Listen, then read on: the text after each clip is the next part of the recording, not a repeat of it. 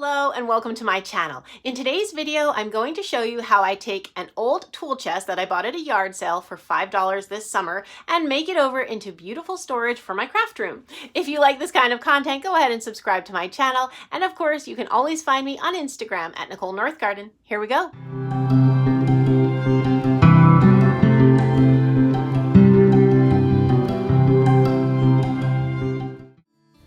Back in June, I picked up this old tool chest at a yard sale for $5. It belonged to a man, and he used to be a handyman and no longer had any use for it. Inside the chest is a lot of storage space, as well as this compartment for tools or whatever I decide to put in there. The tool chest rolls. I kept this footage in so you could see how it works. And I decided to go ahead and paint it because as much as the old finish is kind of cool, it doesn't go with the room that I'm putting it in. So the first thing I did was to give it a good wipe down. It was pretty dirty, and I just used some soap and water and a rag. To paint the chest, I chose this Deco Art chalk paint in the color Vintage, and I absolutely love this chalk paint. I had never used it before. I usually use Rust-Oleum products, but this gave really good coverage. And I wound up giving it 2 coats. I used both my mini roller and a brush. In most places, it really didn't need the second coat. I kind of just did it because that's what I'm used to doing, but I might have been able to get away with one really good coat.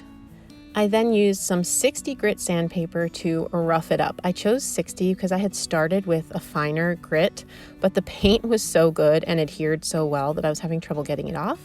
So I needed the rougher grit to be able to distress it. And I did it on lots of the edges and corners. I really wanted this to look like this handyman had used this tool chest and that it had gotten roughed up through his use and through time. I made sure to focus on the parts that would have gotten the most wear. So the area near the lock where he would have locked it and unlocked it and it would have clanked a little. And then I used my rag to wipe away the dust that was left over. This is what it looked like after the painting and the first part of the distressing.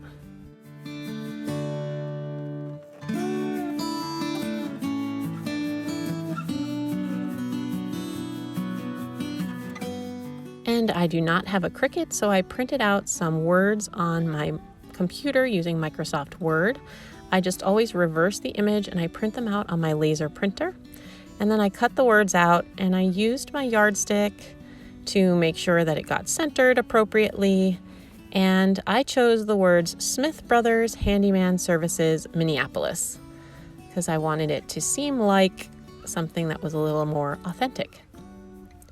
And so then I use my polyacrylic and I paint that on with a paintbrush, both onto the words and onto the chest itself, because that allows you to have a little bit more of an adjustable placement.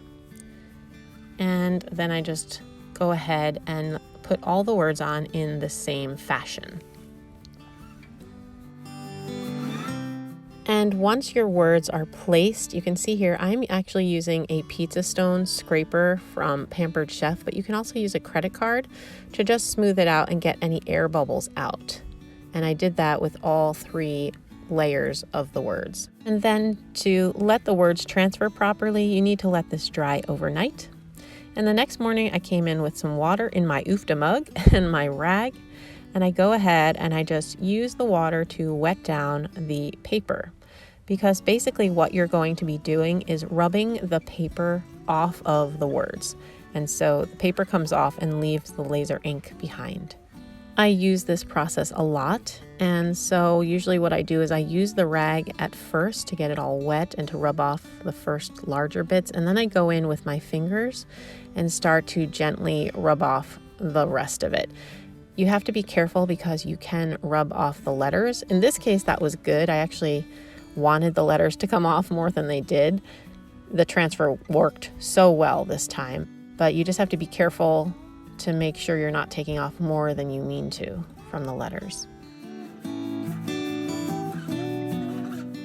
Once most of the paper was off, I went in between the letters with my finger and just very carefully got some of the polyacrylic off from in between the lines. And then when I was done doing that, there was still some residue. You could kind of see the outline of where the polyacrylic and the paper had ended. So I came in with a little bit of sandpaper and just sanded on the edges around where the polyacrylic had been, and that helped to blend it in better. And then to do the final bit of distressing, I used my Rust-Oleum chalked aged glaze. I use this product a lot. You've seen it in a lot of my videos if you've watched my DIYs. And I get my cup of water and my trusty rag again, and I just dampen the rag, and then I very minimally dip my rag into the glaze and get just a tiny bit on, and then I wipe it on, and it, it makes it look like a tiger. It's all striped, but then you just go back with your damp part of your rag and wipe it off, and it basically leaves the aged glaze behind in all the little crevices on your piece.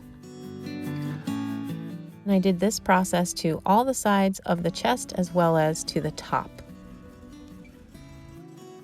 I came in with a little bit of sandpaper on the top at the end there just to give it a little more distressing, and then I wiped it down with my trusty rag, and then I called this one done.